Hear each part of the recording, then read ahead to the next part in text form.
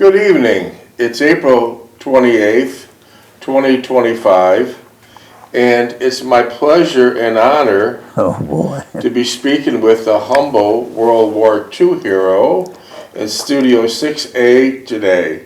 How are you doing, Mr. Jeckovich? Very good, very good. You're looking well. You're looking well.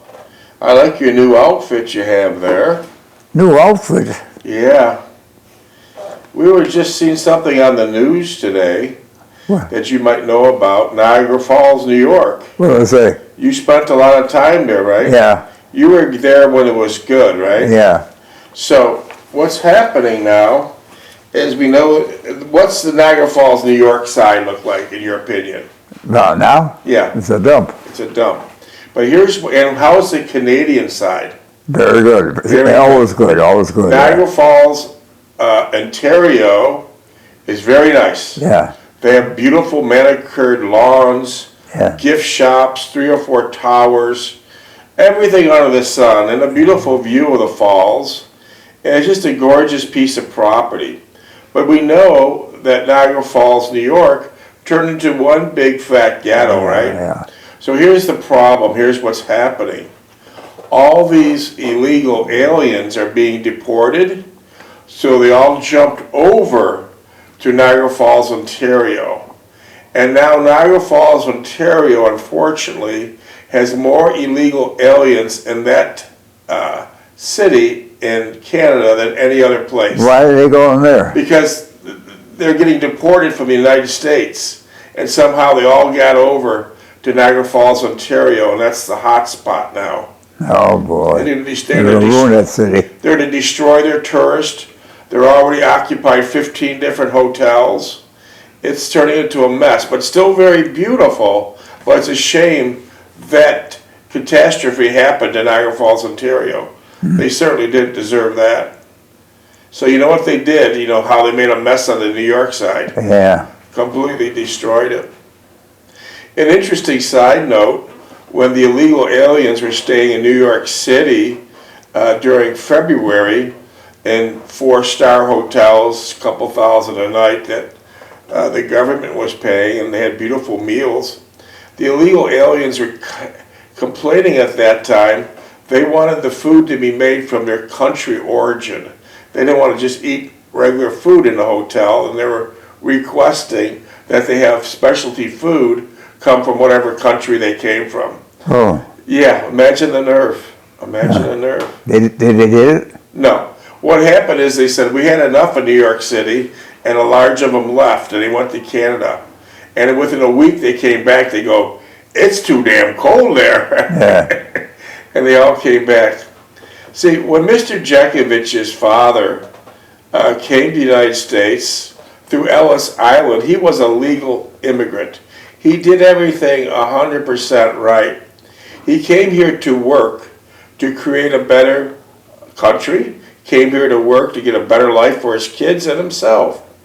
And as a result, the immigrants that came through legally over 125 years ago really added a nice, beautiful touch to the United States. They really contributed to the United States in every way, shape, and form. Now what we have now with these illegal aliens, they don't come to work. They come to work the system. Yeah. Work the system.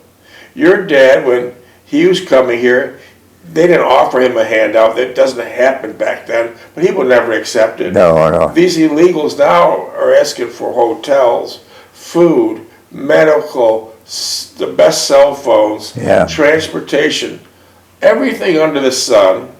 And a good example of that, you could go to the public supermarket and see the man that's working his ass off in a legitimate job at wherever he's working in a office building or a car dealership or a real estate office. He's shopping in Publix. The Americans are shopping in Publix, the locals, for probably Hamburg, when the illegal aliens have no care and they just go and buy $30 a pound, the best steak going. Yeah. One of the managers from Publix recently told me, he's well aware of it, and he sees it every day, but it goes further than this. As I said, these illegals are working the system.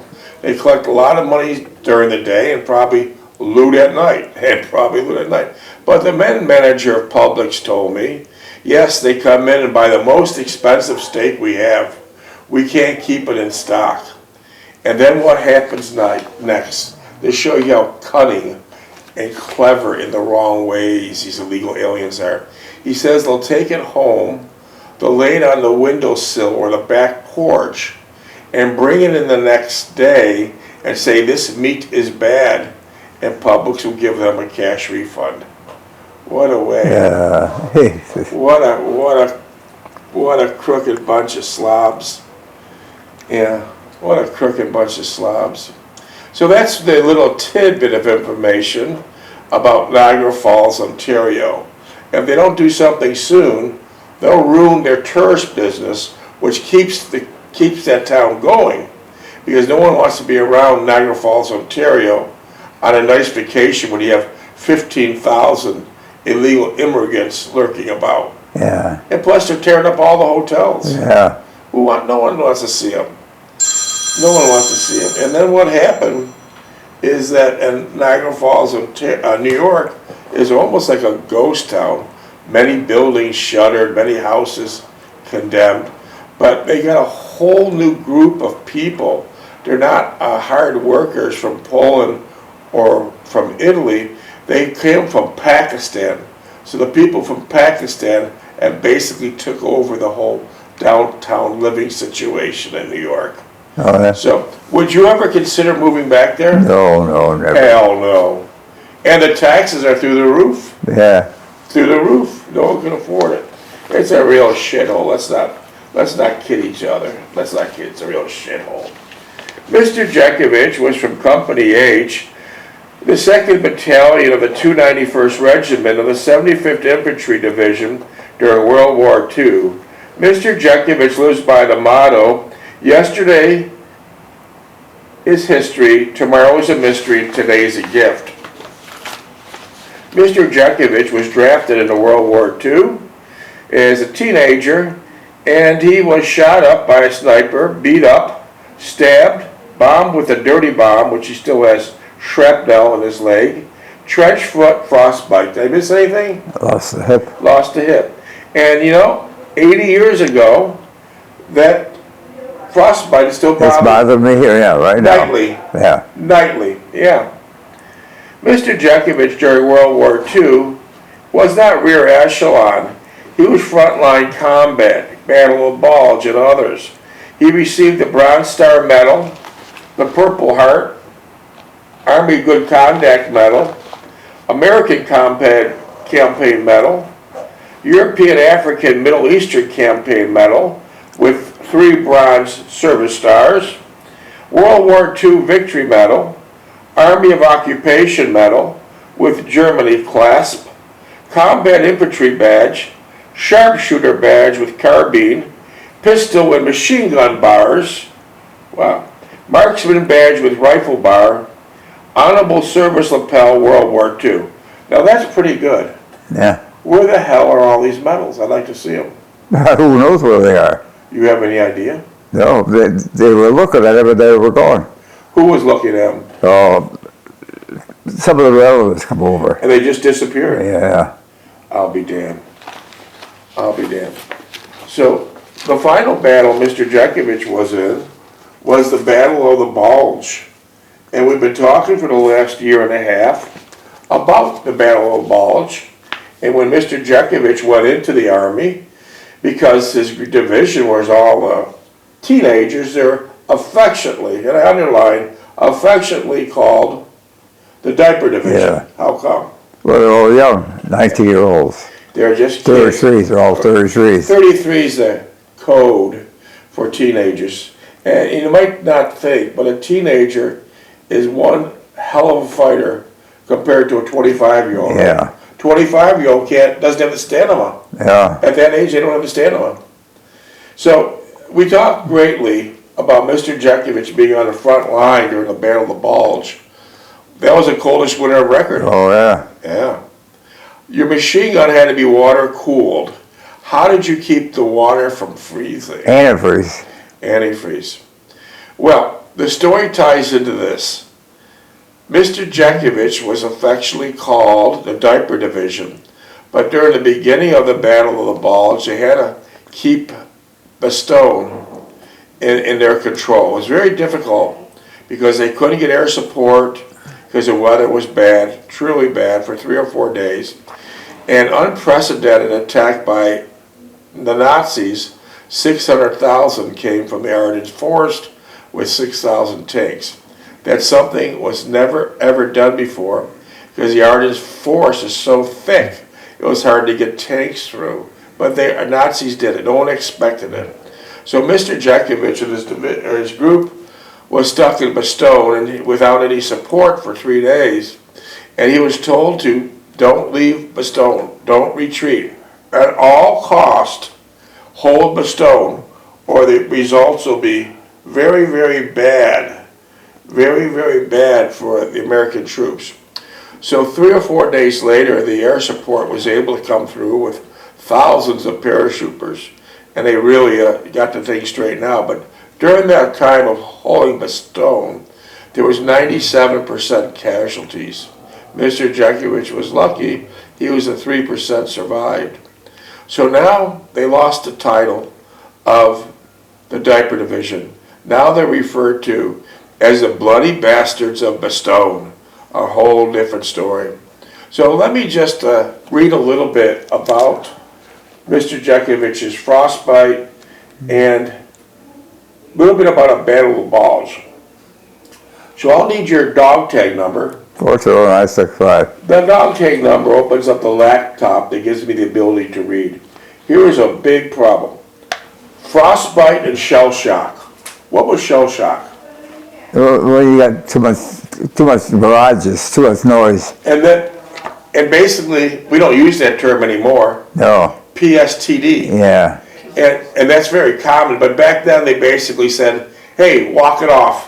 Yeah, get back in. Get back in. Like Mr. Jeckovich was shot up, beat up, and stabbed. He went to the hospital in Paris, and they put a bunch of Band-Aids on it, and they said, listen, if your index finger could pull that machine gun trigger, and you can walk, we don't care about the Band-Aids, you're going back to the front line.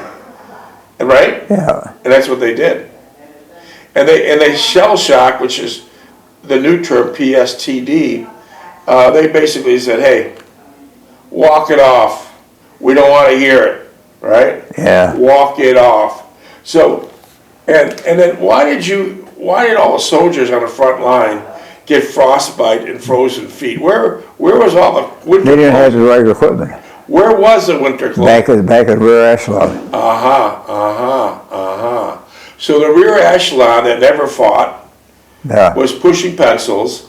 They got the best of the best. Yeah. Yeah. And you guys did without. Yeah. Yeah. Still going on today. So let's see. Frozen feet and shell shock in the Battle of Bulge. Well, the ground was froze, and there was snow on the ground and drifts sometimes knee deep. And the forest, with all the roots in the ground, all you had to do is dig a hole. All you had to do is dig a hole with his little GI shovel they issued to you. What was a GI shovel? Was it a small shovel? Small shovel. Show us with your hands how big it was. It was probably this big. Hard to work, right? The GI issue shovel.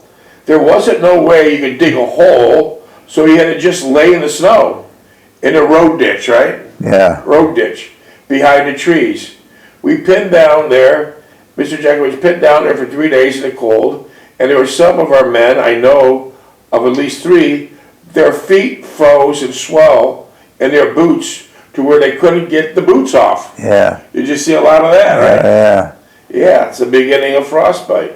And the others' hands would get so cold, you couldn't hardly work your rifle. Your hands would swell up. Yeah. Couldn't pull the trigger. Yeah. You're a sitting duck. I remember shaking so much from the cold that my chest was so sore I could hardly touch it. And I might mention too that after we left there and went onto the Rhineland, there were men that had been in the battle there on the Rhine River that had been shelled so much, even though they were coming back to be hospitalized to be treated, they looked like wild men, shell-shocked. Yeah. Yeah. They just looked wild out of their eyes. Remember all those guys? Yeah. Their nerves were so badly they couldn't even sleep. Their damaged nerves from all the racket of the bombs. Yeah. They said that they jumped out of bed at night and just in a dream of what they had been going through. Shell shock. Yeah. And they basically said, hey, put a bandage on it, get the hell out. The Battle of Bulge, let me clarify a few things here. Since taking Paris, by the way, was occupied by the Nazis for 5 long years. That's where you met Anne, the former nun. Yeah. And the Nazis destroyed that town, they destroyed the people, they killed many people from France. Since taking Paris, the Allied troops had advanced northward into Belgium and seized the vital port of Antwerp.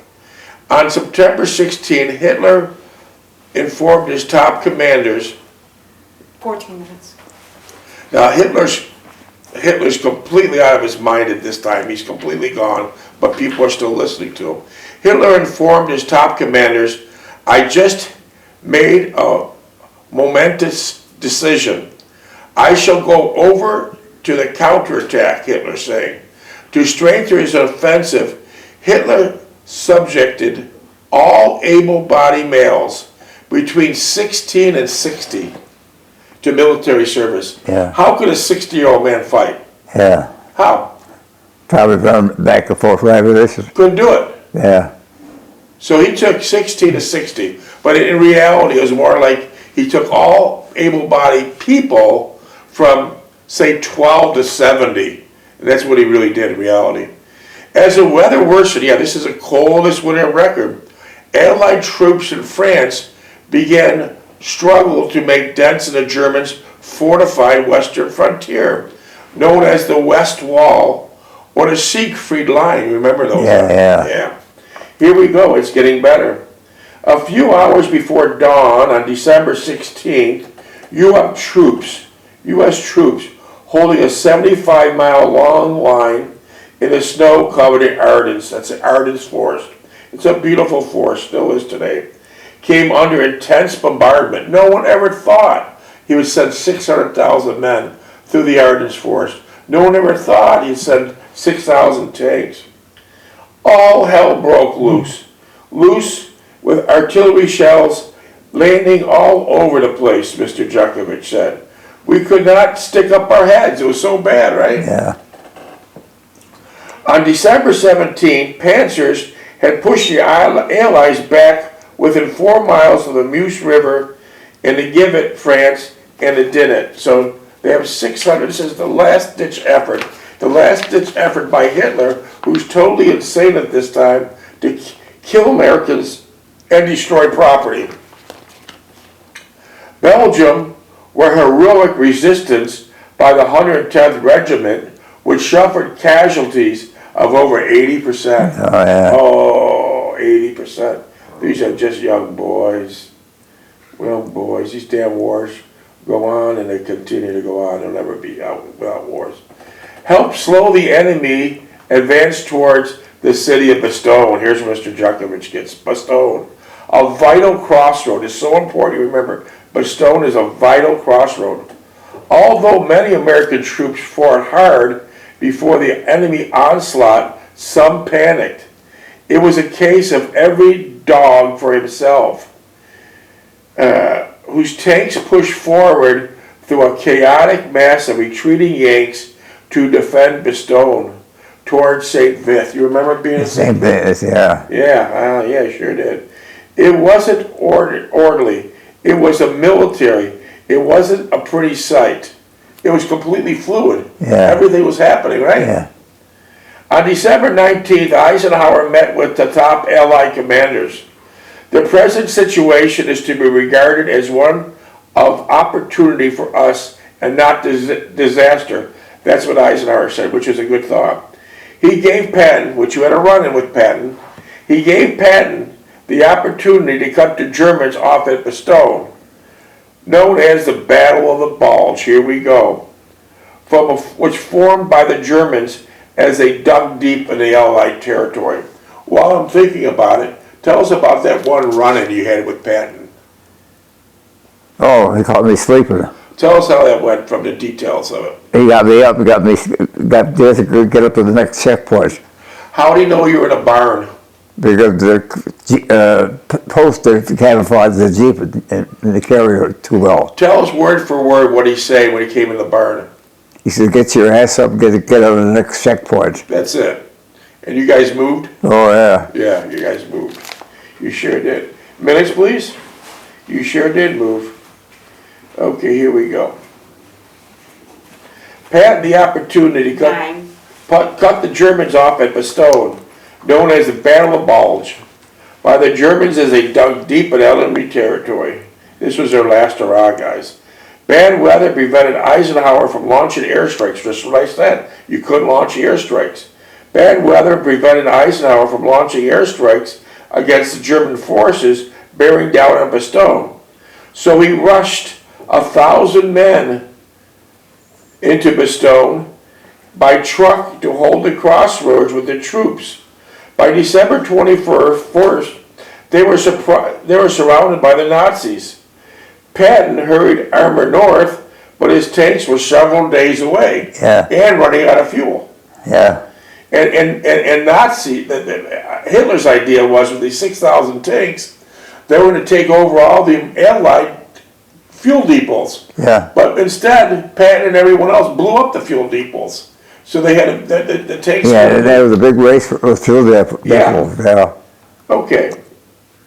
On December 22nd, German officers carrying a white flag delivered an ultimatum to so now we got German officers carrying a white flag because they thought they beat the Americans, delivered an ultimatum to Brigadier General Anthony McAuliffe of the 101st, demanding that he surrender to save the encircled troops from total annihilation. So everyone circled all the Nazis around Bastogne, and the high officer of the Nazis brought in a white flag and told you guys to surrender. And what did the Brigadier General tell him? Nuts. Nuts, exactly. And right. they didn't understand what it meant. Yeah, he did later. So the Nazis came in and with a white flag, and they told the Brigadier General Anthony McAuliffe that to save your troops from total annihilation means Hitler was going to kill every single one of them. You surrender. And the Brigadier General delivered one word: nuts. N-U-T-S, nuts. If you don't understand what nuts means, they told the Germans it's the same as go to hell. Yeah. So they had 97% casualties after that, but they don't give up. It's not in the way of thinking. It's not in the way of thinking. And then on December 26th, here we go. Patton, the 3rd Army, spearheaded by the 4th Armored Division, approached Bastogne, which he found lots of casualties, making a risky end around the German strong point of south of the town. On New Year's Day, 1945, you didn't have many holidays there, did you? No. Just fight, fight, kill, fight, kill. On New Year's Day, 1945, Hitler sent most of what remained of his Luftwaffe to target enemy bases. That so-called great blow did significant damage to the Allies, but greater harm to the Germans. With that time, the Germans lost 300 planes, and now they're left without air support. See, Hitler was totally insane at this time. He's unhinged. He lost all his planes. Hitler lost all his planes. The Allies blew them off. In mid-January, Patton's armor drove north from Bastogne towards St. Vith, forcing the Germans to pull back towards the border and avoid being trapped. At the month's end, here we go. At the month's end, the Allied troops finally closed off the Bulge and won the battle. For American forces who suffered a staggering 75,000 men. Yeah. 75,000 teenage American boys casualty would haunt the veterans forever. One soldier who returned to Maine afterward could not stand being in the woods after dark. He was just shell-shocked. Yeah. A lot of these guys were shocked the rest of their life. Minutes, please. There is something about the evening in the country, Roke. It echoed of faint screams and a crash of shell fire. Just under 5. And I'm finishing it up here. The Battle of Bulge proved doubly disastrous for Germany. On the Western Front, Hitler's gamble succeeded in delaying the Allied invasion for a few months while depleting the German forces along on the border. On the Eastern Front, the Russian troops exploited Hitler's decision. Russians had unbelievable casualties. Millions of casualties during the war. Yeah. Russia took it hard. To concentrate his reserves in Belgium, sweeping across Poland in January 1945. East Prussia, the first German state to suffer the terrors of the Soviet occupation. As one Russian soldier wrote home, "We are proud to have made it to the beast lair. We'll take revenge and revenge for all our sufferings." So the Russians suffered a lot, Yeah. and they were looking for revenge. And you wouldn't want to be a Nazi when the Russians caught you. They're not going to take you into a POW camp. They're going to kill you. Yeah. They're not going to kill you. They're going to kill you. Not an easy way either. Territorial gains made by the Red Army, as well as the Western Allies, were beating back Hitler's counterattack in the Ardennes, had a profound impact on the Alta Conference. The last meeting among the Soviet Premier Joseph Stalin, British Prime Minister Winston Churchill, and American President Franklin D. Roosevelt would die 2 months later. Franklin Roosevelt died after the war. There's just too much for him. Yeah. The stress will kill you bad. The major Allied powers had already agreed to divide and conquer into 2 occupations. 2.5. The Soviets would occupy Eastern Germany and each sector of Berlin, and the Western Islands would occupy Germany and Western Berlin. So that was quite a battle. Yeah. All the cold weather. Yeah, and that's why you suffer 80 years later. But we learned so many lessons from the Battle of the Bulge and World War II. One small lesson is so many soldiers had frostbite. And now if you listeners are going skiing next year, snow skiing, and you get a symptom of frostbite, don't run into the lodge in front of the fireplace. Make a snowball and run it on the frostbited area. It'll get the blood circulating. We learned a lot of things from the Battle of Bulge, and we're still carrying it out today. And his major injuries weren't until after the Battle of Bulge. It was March. Yeah. When you had, in the Battle of Bulge, what were you operating then? Your heavy-duty machine gun? Yeah. And did that work through the interior? Well, and antifreeze. And if you didn't have antifreeze, well, how hot did the barrel get? How hot? Yeah. You can't touch it. What happens when one of your associates grabbed the barrel? Well, you burn right down to the bone. And he had to be taken off? Well, he's gone. He's done. Wow. So it was red hot. Yeah. Yeah. So did you have gloves? How did you handle it? The what? Did you have gloves on to handle it? Oh, it's still in for your gloves, yeah. Go right through. Yeah. Wow. Mr. They had Jeckovich, those cotton gloves, yeah. Mr. Jeckovich probably shot 1 million rounds during World War II with this heavy-duty machine gun. When you would shoot a couple thousand rounds, did you stay right there? No, you had to move, keep moving. Why'd you have to keep moving? Because the Germans would zero you in. Ah. Were you ever zeroed in before? Well, they never got a chance. We always had a step ahead of them. Minutes? 45 seconds. Tell us about the one time when a young Nazi had the drop on you. Well, a young kid like me, Tell us when we were walking in the culvert. I was going up one way, he's coming the other way. He stopped, and I was down. I was down. I was unready. My M1 was down. he could have He shot stopped, and they smiled at me. Yeah. Smiled at me, gave me a salute, turned around, and went back. And he turned, huh? 10. He turned around with his back towards you because he knew you honored his decision, Yeah. and you weren't going to shoot him in the back, Yeah, right? Yeah, So there is good people. yeah. There is good people.